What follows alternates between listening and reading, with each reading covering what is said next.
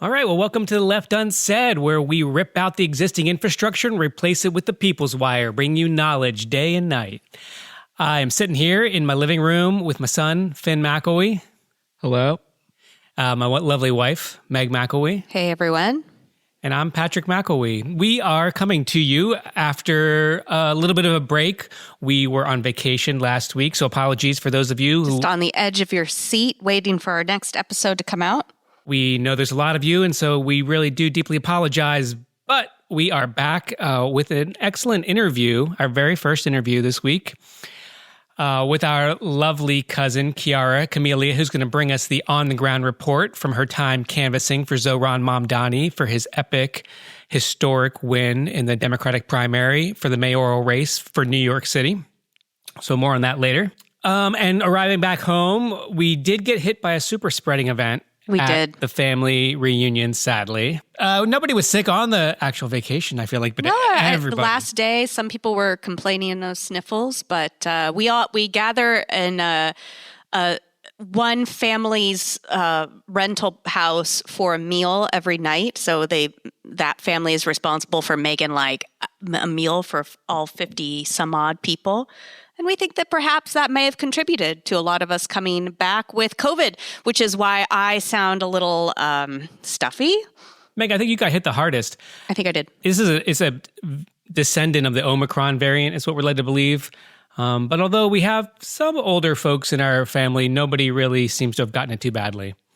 So COVID is still out there, folks. But if our family was any indication, it's not something to be hugely afraid of. Hopefully nobody out there gets worse complications than any of us did. Well, we got home, were met right away by Tropical Storm Chantal. A lot of businesses and people's homes and whatnot were affected much greater than we were. Our power was knocked out for about 24 hours, but we had some massive flooding here in Chapel Hill.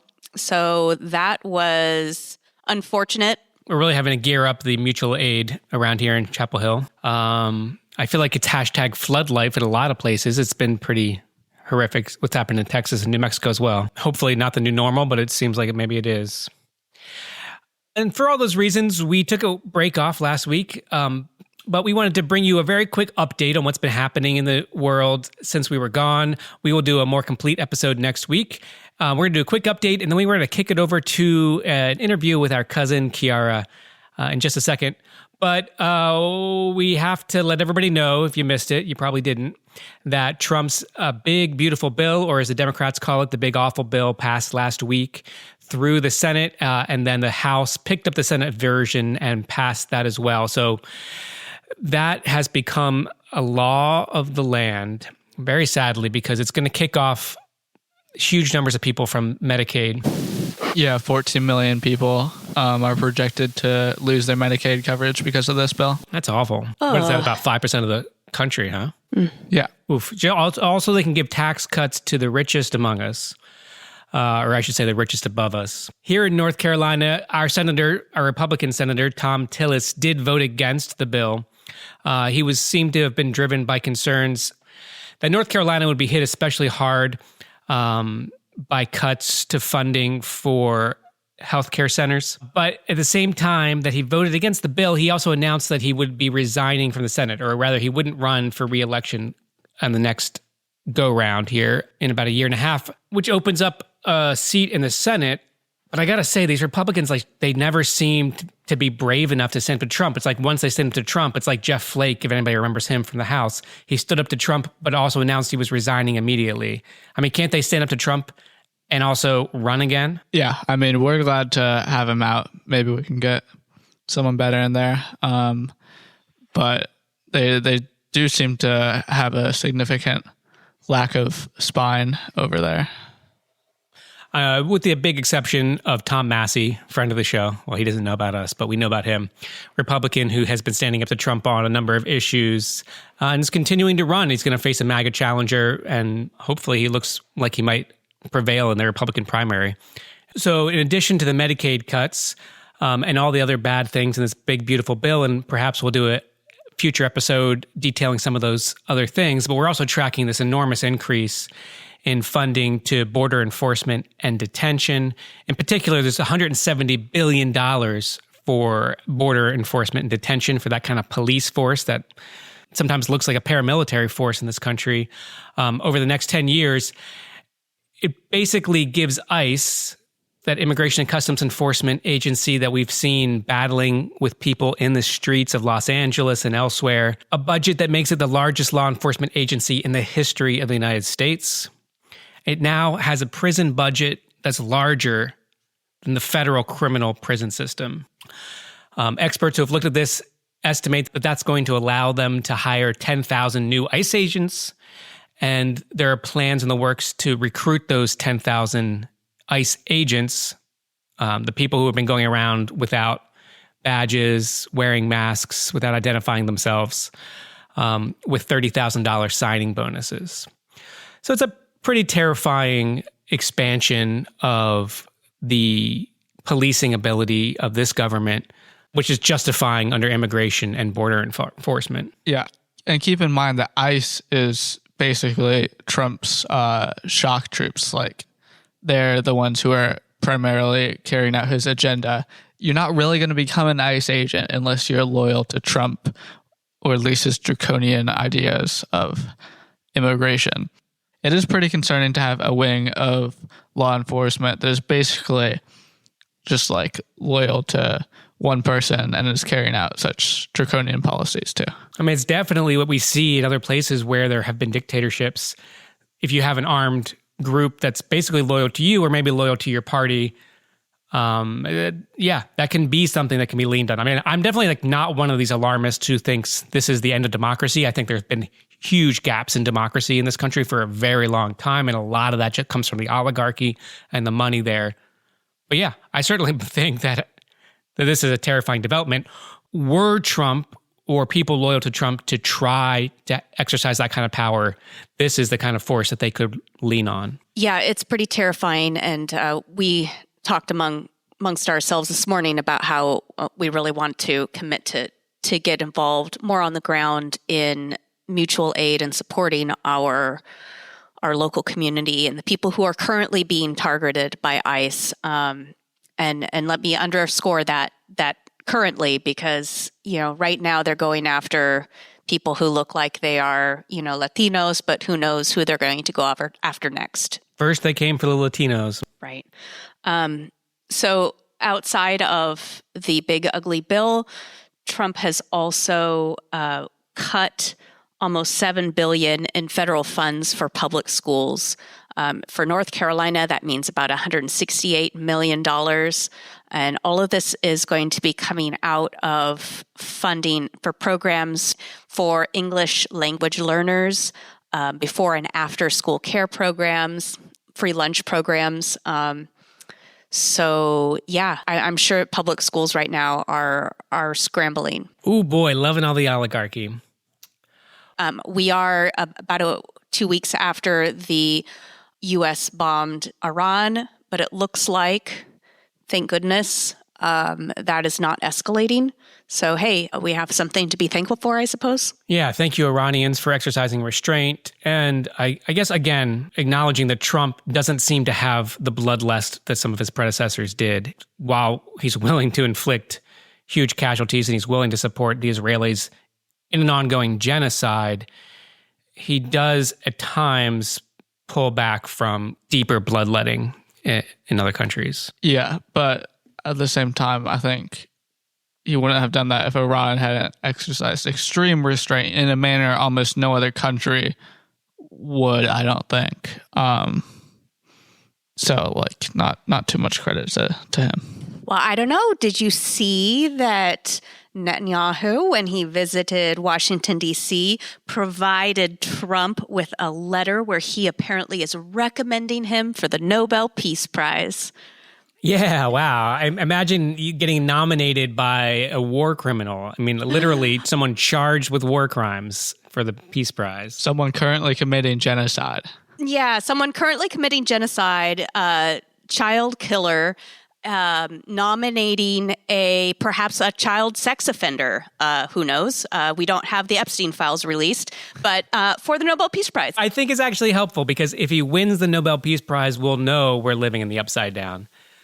I don't know what that is. It's a thing. Look it up. Watch them. It's a TV show that you should have reference to. All right, will do. Thanks for the recommendation.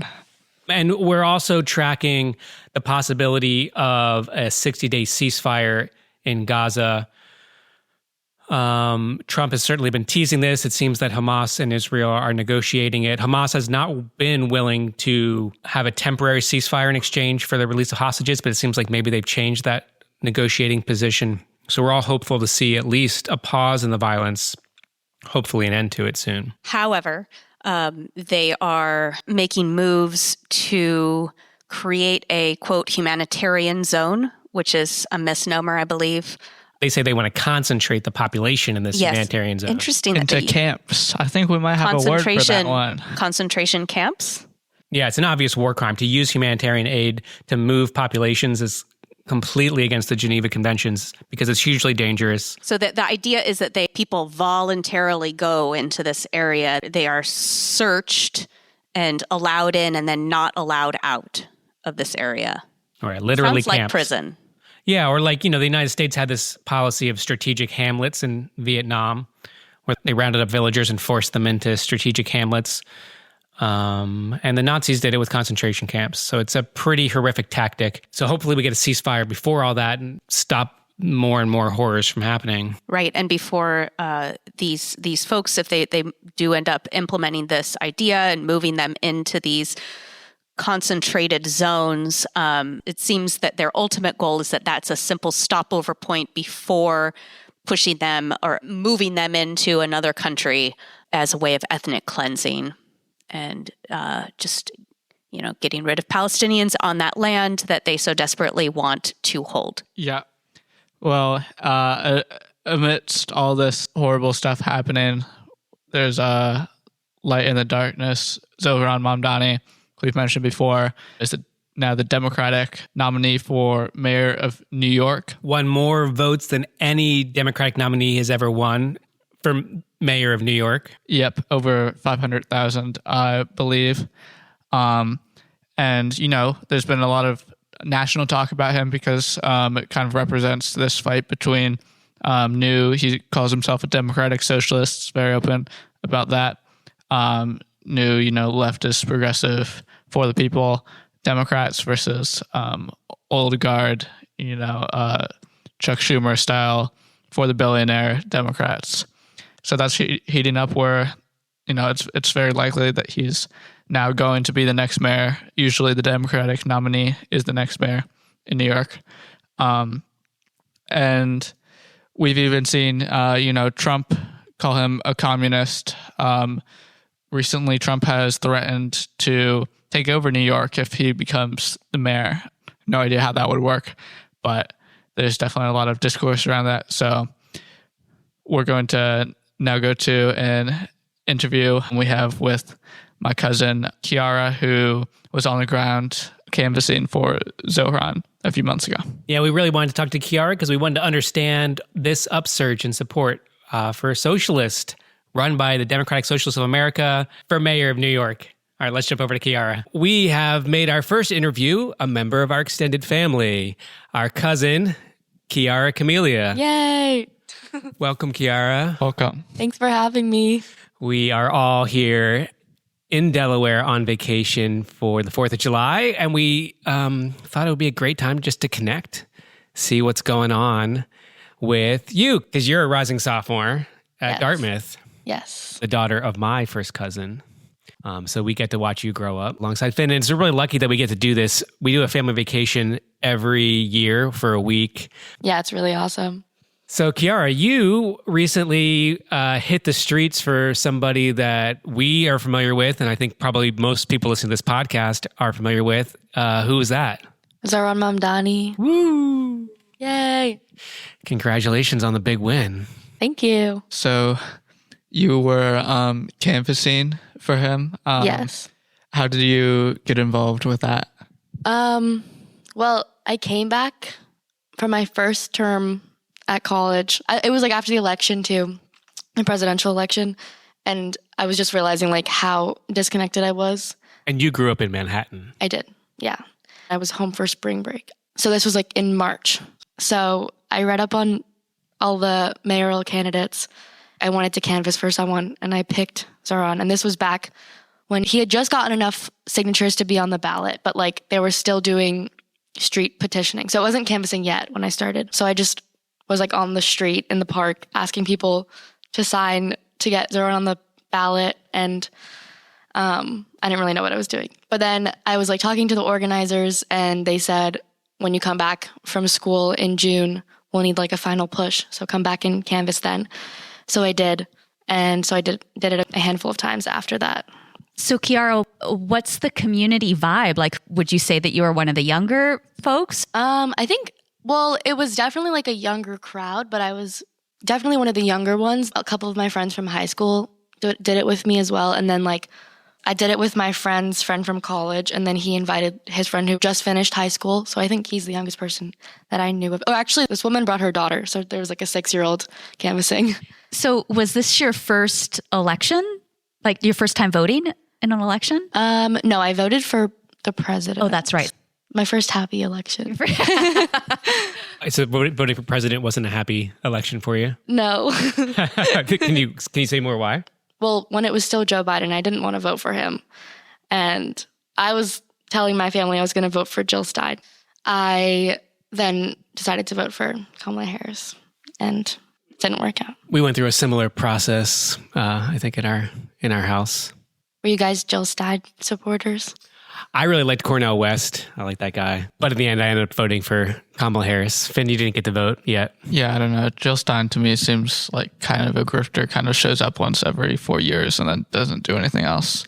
I do like Cornel West, though. But yeah, I mean, it was a lose-lose election. I mean, I'll weigh in and say I like Jill Stein. I don't buy all the arguments against her, but maybe that's a future episode. Sure, okay. I don't think any of us... Yeah, Megan and Finn are fighting over the mic. We only brought 3 mics and we got 4 people. I don't know what I was going to say. There you have it. I was grabbing the mic from Finn. I didn't even have anything to say. Sorry, darling. You wanted them to stop defaming Jill Stein. Yeah, so kind of a disappointing presidential election. Sounds like where you held your nose. And it definitely made me think that, I don't know, I didn't have much hope for Zohran actually winning the mayor or the primary, I think because of the presidential election. I was hopeful that Kamala Harris would win, and it seemed like online that she had a lot of support. And I mean, I kind of live in a bubble, but everyone I talked to was in support of her. So I was really hopeful and optimistic. So when Zohran had all this online support, I was like, oh, I don't know if this actually means anything. Like, it's just the young people who support him. And I mean, when I was canvassing, it was also pretty positive reactions I got, but I don't know. I was really pessimistic, and I was really surprised when he won. So when you were canvassing, were you running into people who hadn't like heard of him before, or was everybody sort of aware of this phenomenon that was happening and you were just chit-chatting about it? Honestly, most people knew who he was. Some of them just from pictures and I guess news and stuff. But there was like this one guy who didn't know who I was talking about, and then I showed him his picture and he's like, oh yeah, this guy came to my mosque. So he really like got out there. And this was in Van Ness in the Bronx. So he really like went to all the far reaches of New York City. It's not a small city. No, it's not. Everyone pretty much knew who he was. There were people who didn't take him seriously and were like, yeah, like he's just this young guy. And like, I like his energy, but like he doesn't know what he's doing. What did the campaign have you do? Like, were you there with a checklist, or were you equipped to like have conversations with people at their door? I can read you the app that we have. This app called Minivan. So they're using Minivan. Okay. So it's the same app that we used back when Bernie was running in at least 2020, maybe 2016 too. Yeah, I remember that. Yeah, there's like a script on here, and then it says, will you rank Zohran number 1 on your ballot? And then you say like, yes, number 1, lean yes, will rank but not first, undecided, leaning no, definite no. And then closer to the actual election day, we would ask them what their plan was to vote, because it made them more likely to actually go through with it. And then ask them to also volunteer if they're Zohran fans. But honestly, that's like the ideal conversation, but a lot of them were not super in depth, especially in New York City. I think like the other canvassers were saying that getting a 25% response rate to your door knocking is a really good amount, because a lot of people just don't really answer the door or are like not interested. So what's your perception, being from New York City, of the generational divide among like Democrats? Do you sense that like there's this tide shift among younger voters? Younger people are more idealistic. I think once you have a family, your focus goes more inwards, which is understandable. I think a lot of my friends are definitely more left leaning than the older generation, because like all I've seen is the Democrats kind of do nothing and keep the status quo or move further to the center, as the conservatives just keep pushing everyone more to the right. Yeah, I'm sure like social media definitely has something to do with it too. You know, like we're seeing different information despite Zuckerberg and all of them having significant control. It's still more decentralized than like mainstream media. And, you know, that was a real divide in this campaign because, you know, Cuomo spent millions and millions of dollars on TV ads. But, you know what? Young people aren't watching TV. Zohran dominated social media. I'm wondering if you think, you know, that played into the, you know, statistics we're seeing with huge numbers of young people getting out relative to, you know, other elections. Yeah, I think social media is such a big part of it, and like such a big part of all politics these days, I think, and just the way that our world is changing. I think like the echo chambers and the algorithm like sorting you right or left. Did you see any Andrew Cuomo ads? I don't think I did. That's crazy. I know, that is crazy. Because they said like Andrew Cuomo was blanketing certain channels. Like if you were watching TV, I think you saw the same ad over and over and over and over. But you're saying you're in New York. Yeah. And you're saying maybe you didn't see any. I didn't see, I mean, I don't watch TV. But like I didn't see any on like YouTube or anything or social media. A lot of older voters I canvassed, most of them were voting for Cuomo. And I think that's because they just saw him a lot on TV. But to your question, Finn, I think Zohran Mamdani did a really good job with the social media. His videos were very, he made like Instagram Reels, which is, I feel like what most people in my generation watch. But they were like, he's very personable and down to earth, but he's also like talking about the change he wants to make. He gives a plan. He gives detailed information as opposed to just being like, I'm going to do this. There was like this one about halalflation, which is also just like funny. And then he did one outside of the Knicks game and was just interviewing. There was a guy from my middle school in that. I was like, oh my God, I sent this to my friend. And she's like, that was my crush in middle school. And he was like, I'm voting for Zohran. So I think he just really got people like riled up. And yeah, he's just really charismatic. Also him and his wife, I think a lot of people liked that. If any aspiring politicians are listening, make sure you get people's middle school crushes in your campaign video. Yes.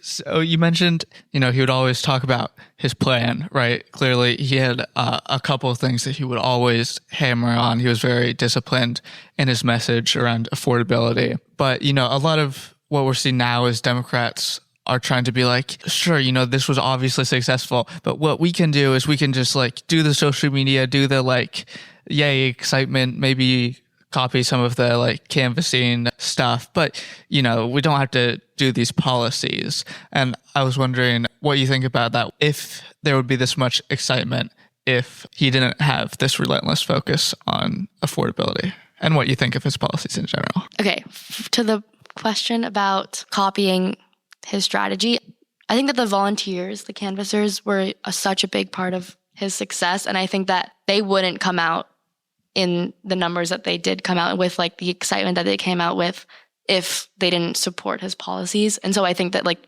other Democratic candidates, like you have to have that in order to get these volunteers. Because like Cuomo paid his canvassers, and maybe like they could pay canvassers to do it, but I mean, you won't have that same excitement. Zohran even capitalized on that. He was posting pictures of him like happily like hugging the paid Cuomo canvassers. Yeah, that was so funny. Like, oh, man, zing. Yeah. So I do think that you can't just replicate it without having that policy base, I guess.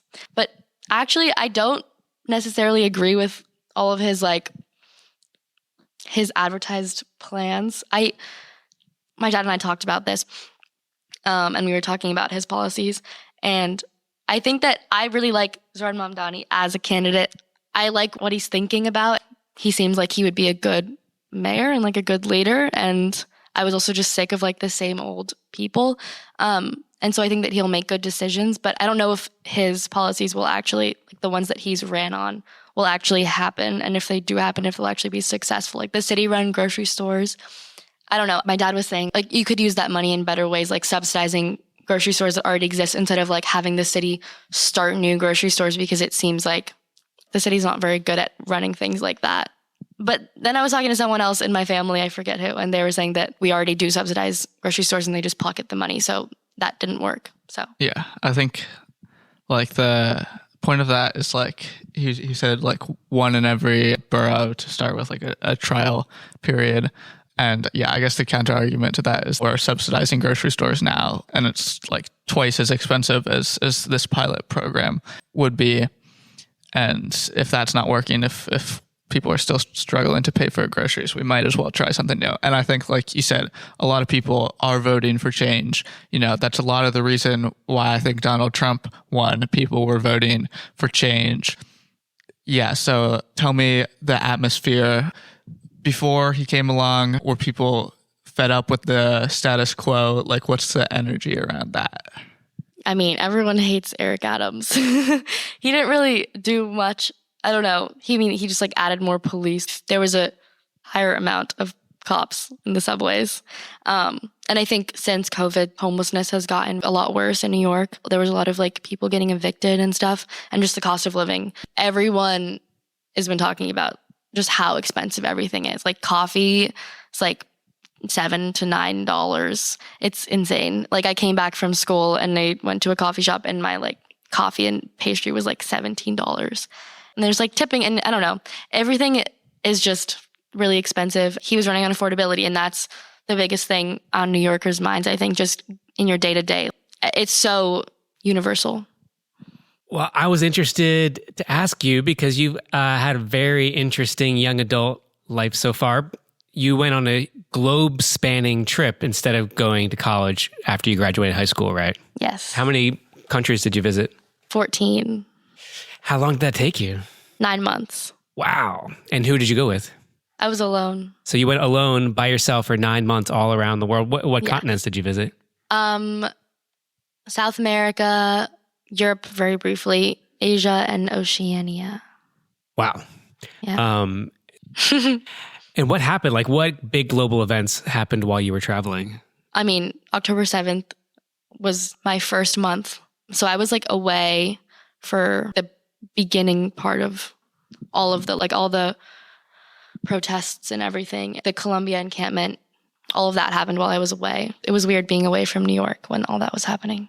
So how did you experience October 7th and then later the encampments? And I guess like, how did the people around you experience it? Like, what was it like to be outside the United States for those events? I was working an internship in Bogota during October, and I was working for an American woman who married a Colombian man and started a juice company in Bogota, and I was like helping her with market research. And her husband was the head of JP Morgan in Colombia, and he was really upset because the Colombian president, Gustavo Petro, is very like left and progressive and very pro-Palestine. And so like immediately after October 7th, I think he tweeted his support for Hamas, I believe, or like just anti-Israel. And there was like a big JP Morgan deal that was supposed to go down during that time. And so my boss's husband was really upset with the president, or just like upset in general. But I don't know if he knows the president, but he was really upset about that. And my boss was like, why would he tweet that? But besides that, there was like a support protest parade in Colombia. And there was a lot of Palestinian flags in Java, in Indonesia, like the Muslim countries. Is that an issue that motivates your politics now, would you say? Or is it more of the affordability stuff local to New York? Or thinking back to the presidential election, was Gaza a big factor in your politics? It definitely was. Like, that was why I didn't want to vote for Joe Biden. There were a lot of things happening in this world that I don't agree with, but like, because Israel was being funded by US, like, I mean, I pay like very little amount of taxes because I don't make that much money, but like my taxes that I'm paying the government is going to fund this. That was really upsetting. And like the fact that I had no say in that too was really upsetting. Yeah, I was like, did not want to vote for a candidate who was in support of Israel. And what's the vibe at Dartmouth now? What's the political vibe? Dartmouth is very much a bubble. We're like in the middle of the woods, and it's a very small school, and it's very community oriented. Like everyone is connected. I think especially with Israel and Palestine, like people don't want to talk about it because it's so divisive. Dartmouth like was getting celebrated in the beginning of 2024 for the way that it handled all of the like student backlash after October 7th. But then in May, there was a big protest. So like we have an outdoors club and it has these vans, and these vans are like what you take to like go on climbing trips. And so they're like a very positive part of campus. And we got a new president a couple years ago, and she allowed the Hanover Police Department to like take these outdoors vans, drive them onto the green where the protest was happening, and arrest 90 students. And that was just a shock to the community. I was talking to a professor about it, and he was like really upset about it. He was like, she came in from Barnard, and he was like, she just didn't understand that like this school is so community oriented. You just don't do that at a place like Dartmouth, I guess, because I guess people pride themselves on like community first. Like we're all one group and we can have like discourse, but we're not going to like turn on each other like that. There's a very popular class called The Politics of Israel and Palestine that I know a lot of people who've taken that class, but it's not that common to be talked about. People talk about it amongst friends, but I think people are scared of stepping on other people's toes, or they don't know where people stand on it. They don't want to bring it up. But there's like some protesting that happens. It's a small group of people on campus. Also, because Dartmouth is so in the middle of nowhere, a lot of people are like, there doesn't seem to be much of a point to like protest there. I guess you can get on the news, but it's not like New York. Wasn't it at Dartmouth where there was an older philosophy professor who was knocked to the ground, and that was a video that went kind of viral? It would have been the year before you got there. It was May 1st, I believe, that this whole thing, that they arrested 90 people. So what gives you hope? What are you excited about? What do you think you want to do? I don't know. I took an international politics class this year that like changed the way I see the world, I guess. And definitely for the worse. It was like very sobering, I would say. It definitely made me less optimistic and less hopeful. In high school, I was really big on climate change. What I wanted to do for my career was climate change mitigation. Climate change needs to be solved at an international level, and learning about the history of those attempts and anarchy in the international system and how it's just so hard to have all these countries work together and how it's so hard to happen with climate change was really depressing. I don't know. I'm currently feeling sad about that. And it's like, I feel like it's a little bit futile. And there are so many issues that are more like directly dangerous than climate change. So now I'm like not sure if I want to do that, but also that feels really terrible to like actually feel that way. So I don't want to like let myself feel that way. That was very much like my experience. I was very active in climate change too, and then became a little bit more aware of like other things and like shifted my focus away. Climate change is one of the things that like can't be solved like in isolation. You know, most things can't be. And so, you know, I think it's good to focus on a wide range of issues. Well, I mean, you see Greta Thunberg sort of make her pivot. Not a pivot. I think she's still very much a climate activist, but she sees all the issues as being more interrelated than, you know, split off into their various like advocacy groups. You might take a class with a certain professor who has a certain way of doing political science. I assume it's a political science class. Yeah. I got to say, as a historian, I'm a little bit biased. I have a little bit of a critique of the way that some political scientists go about their way of analyzing things. Not to say that there's no there, but a lot of times they're very enamored with things like game theory and looking at the way that... Prisoner's dilemma. Yeah, looking at the way that institutions interact. And sometimes I feel like they miss the power of political projects, like the project that you just participated in. I mean, no one expected Zohran Mamdani to be able to come from nowhere and win the nomination for the Democratic Party. Blow out Andrew Cuomo. I mean, yeah, completely blew him out. In the end, didn't even need ranked choice voting to win the election, although I'll concede that ranked choice voting had a powerful impact on people's ability to imagine him winning the election. I only say that as a way of sort of maybe tempering like a complete fatalism about the ability of there to be transformation, even in the international arena. You have all these nation states, China creating more solar in 1 year than like the United States has ever done, kinds of things. I don't know if you've been following Mexican politics, but in Mexico, you have a political project that in our lifetime, in just the last 20 years, completely transformed it. I mean, imagine if Zohran Mamdani and the Democratic Socialists of America were to become the dominant political party across the United States.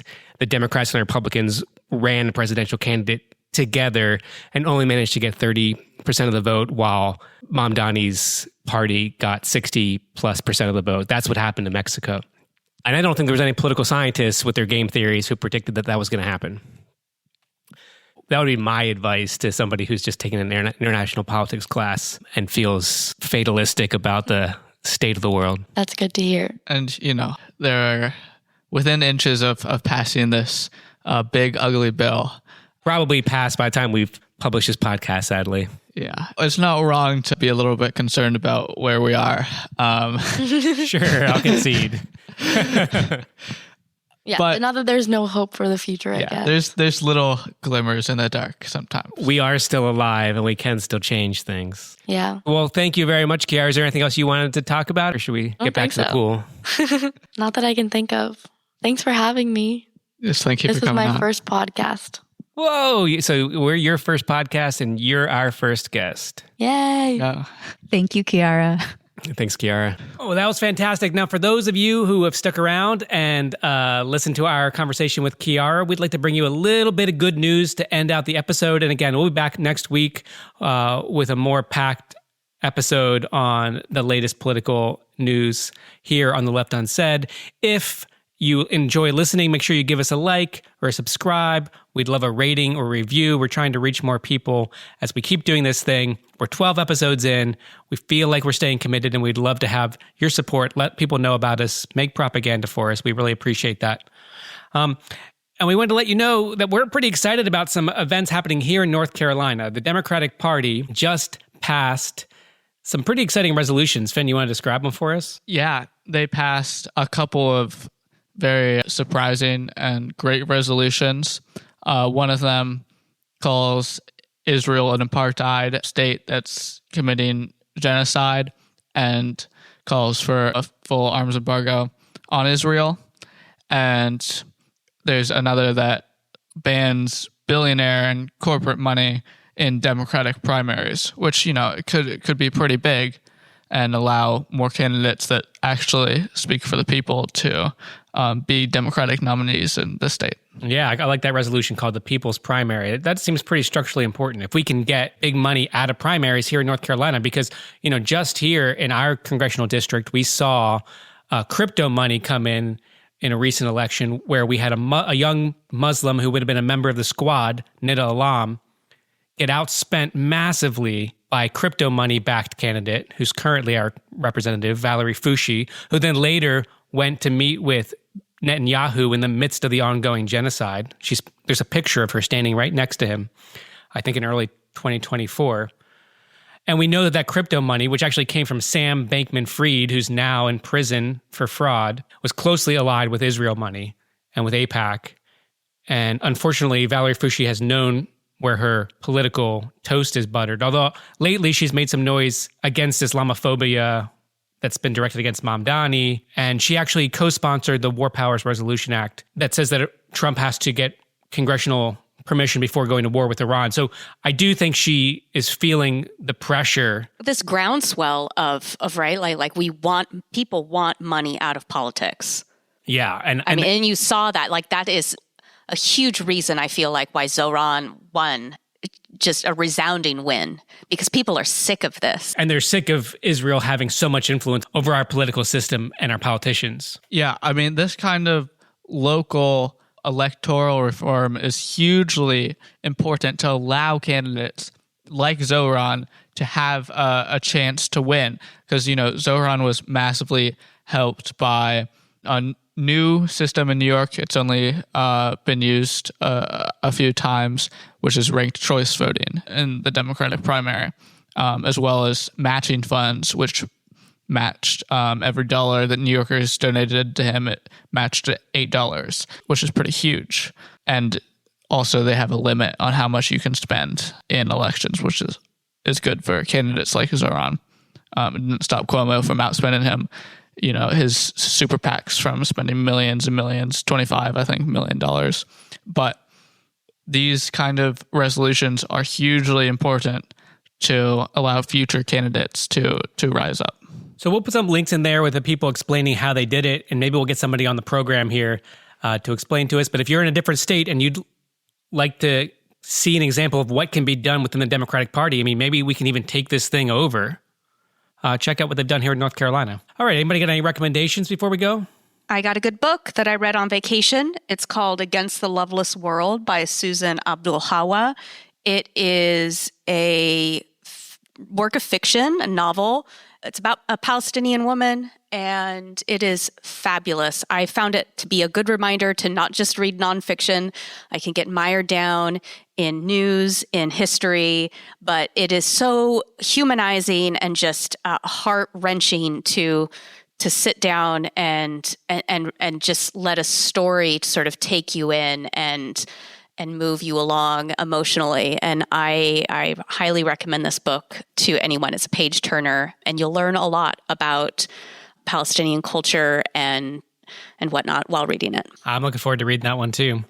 Maybe you can pass me the book when you're done. Will do. And I got one recommendation. We've all watched this documentary. It's now streaming on Apple TV. It's called Deaf President Now. It's a really great documentary. It's got an amazing sound design about a very militant effort in the late 80s by the students at Gallaudet University who are all deaf. It's a deaf university. It was a university started by Abraham Lincoln. It had always had a hearing president, and the students had decided that enough was enough. There needed to be a deaf president. They get into a huge fight with the board of directors.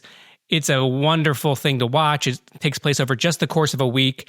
But it's amazing to see when you're watching it that while the students actually locked down the campus, they put chains around all the entrances to the campus, locking everyone out, including the president of the campus, including the boards of directors. There was no crackdown the way that there has been against the encampments for Palestine in the last couple of years.